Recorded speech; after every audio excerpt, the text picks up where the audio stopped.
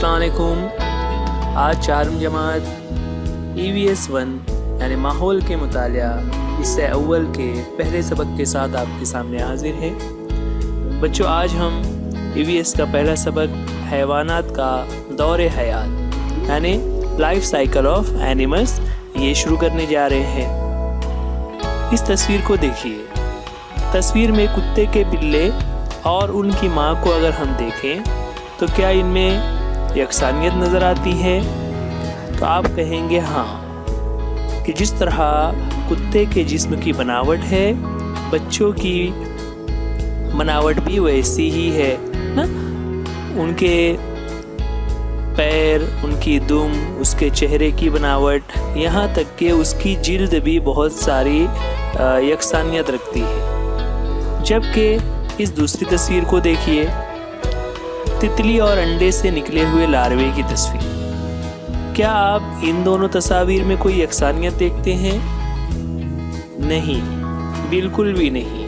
तितली, उसके पर हैं वो रंग बिरंगी है, जबकि लार्वा एक रेंगने वाला कीड़े जैसा नज़र आ रहा है। तो आज हम इसी के बारे में पढ़ने वाले हैं कि किस तरह इन जानवरों का, इन हैवानात का दौरे हयात होता है। जो आपको पता होगा कि मुर्गी अंडे देती है और फिर उन अंडों से चूजे निकलते हैं, लेकिन क्या बिल्ली भी अंडे देती है? और बिल्ली के जो बच्चे होते हैं क्या वो अंडे से निकलते हैं? नहीं।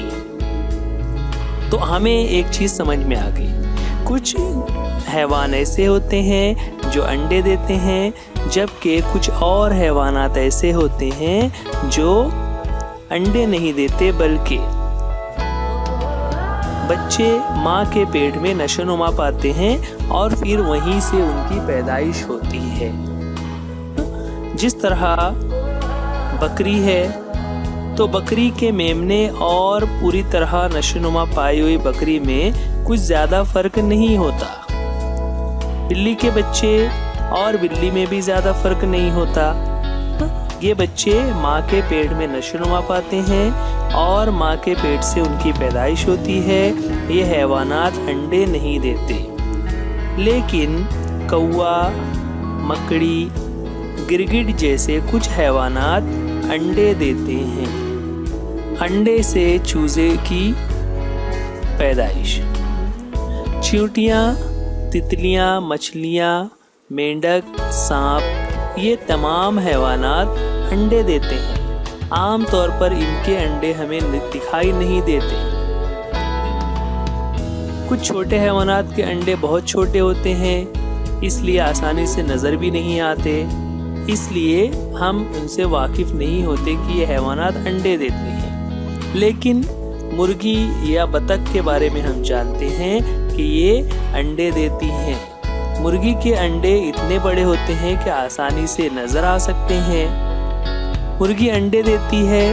अंडे में चूज़ों की नशोनुमा के लिए हरारत की ज़रूरत होती है, इसलिए अंडे देने के बाद मुर्गी अंडों पर बैठी रहती है और अंडों को हरारत पहुंचाती है। अंडों में चूज़े आहिस्ता आहिस्ता बढ़ने लगते हैं। अंडों को हरारत देने के इस अमल को अंडा सेना कहते हैं। नशोनुमा मुकम्मल होने पर चूजे अंडों के खौल को तोड़कर बाहर निकल आते हैं और फिर ज़रा बड़ा होने तक मुर्गी चूजों का ख्याल रखती है। आपने देखा होगा कि जिस वक्त मुर्गी अंडों पर बैठी होती है, उस वक्त वो अंडों की हिफाजत के लिए जारहाना अंदाज इख्तियार कर लेती है। अंडों के पास किसी को जाने पर वो उसे मारने के लिए दौड़ती है। अब आप गौर करें तो मुर्गी और उसके चूजों में कौन कौन सी यकसानियत है? तो वो भी हूबहू अपने माँ के जैसे ही होते हैं। इसी तरह मेमने और बकरी में भी यकसानियत पाई जाती है, लेकिन तितली के लार्वे और तितली में बहुत ज़्यादा फर्क है। बच्चे और पूरी तरह नशोनुमा पाए हुए हैवान में नुमाया फ़र्क होना काया पलट कहलाता है। اب آئیے ہم دیکھتے ہیں تتلیوں میں کایا پلٹ۔ آپ نے تتلیاں دیکھی ہوگی جو نباتات کے قربت میں اپنا وقت گزارتی ہے۔ تتلیوں کی نشو و نما کے 4 مرحلے ہیں: انڈا، لاروا، پیوپا یعنی خول، اور پھر بالغ۔ ان میں بالغ مرحلے کو ہم تتلی کہتے ہیں۔ چترنگی تتلی ہمارے یہاں بہت زیادہ پائی جاتی ہے۔ اس کی مثال کے ذریعے ہم دیکھیں گے کہ تتلیوں کی نشو و نما کس طرح ہوتی ہے۔ چترنگی تتلی کی مادہ روئی کے یعنی آک کے پتوں پر انڈے دیتی ہے۔ انڈوں سے 6 سے 8 دن میں لاروے باہر نکلتے ہیں۔ تتلی کے لاروے کو سنڈی کہتے ہیں۔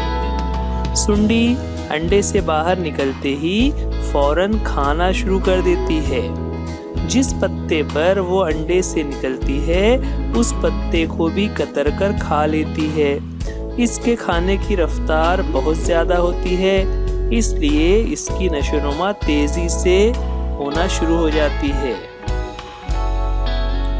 ابتدائی 2 سے 2.5 دن تک چترنگی تتلی کی سنڈی اتنی بڑھ جاتی ہے کہ جسم کی کینچلی اس کے لیے ناکافی ہوتی ہے، لیکن اس کینچلی کے نیچے بڑے ہوئے جسم پر جو نئی کینچلی بنتی ہے وہ ڈھیلی ہوتی ہے۔ اب پرانی کینچلی سے سنڈی باہر نکل آتی ہے، اسے سنڈی کا کینچلی اتارنا کہتے ہیں۔ سنڈی دوبارہ تیزی سے پتے کھانا شروع کرتی ہے۔ اس کی نشو و نما میں پھر سے تیزی آتی ہے۔ وہ 2.5 دن کے بعد دوبارہ کینچلی اتار دیتی ہے۔ اس طرح وہ 4 مرتبہ کینچلی اتارتی ہے۔ چترنگی قسم کی تتلیاں 10-12 دن سنڈی کی حالت میں رہتی ہیں۔ آخری مرتبہ کینچلی اتارنے سے پہلے سنڈی کسی تنے کی گانٹھ یا پتے پر ریشم جیسے دھاگے کا گچھا بناتی ہے۔ اس گچھے سے وہ اپنے آپ کو لٹکا لیتی ہے اور اس وقت کینچلی اتارتے ہی وہ خول میں بند ہو جاتی ہے۔ نشو و نما کا یہ پہلا مرحلہ پیوپا کہلاتا ہے۔ خول کے اندر تتلی تقریباً 11-12 دن رہتی ہے۔ اس حالت میں وہ کچھ بھی نہیں کھاتی، لیکن اس کے جسم میں اہم تبدیلیاں ہوتی رہتی ہیں۔ خول کے اندر چترنگی تتلی کی نشو و نما مکمل ہوتی ہے۔ اس کے بعد پوری طرح نشو و نما پائی ہوئی یعنی بالغ تتلی خول سے باہر آتی ہے۔ اس وقت تتلی کو 6 لمبے پیر اور 4 خوبصورت پر ہوتے ہیں۔ تمام تتلیوں کی نشو و نما اسی طریقے سے ہوتی ہے۔ تو بچوں، اس طرح ہم دیکھ رہے ہیں کہ کیسے تتلی کا دور حیات ہے۔ آج کے لیے اتنا ہی۔ اللہ حافظ، گڈ بائے۔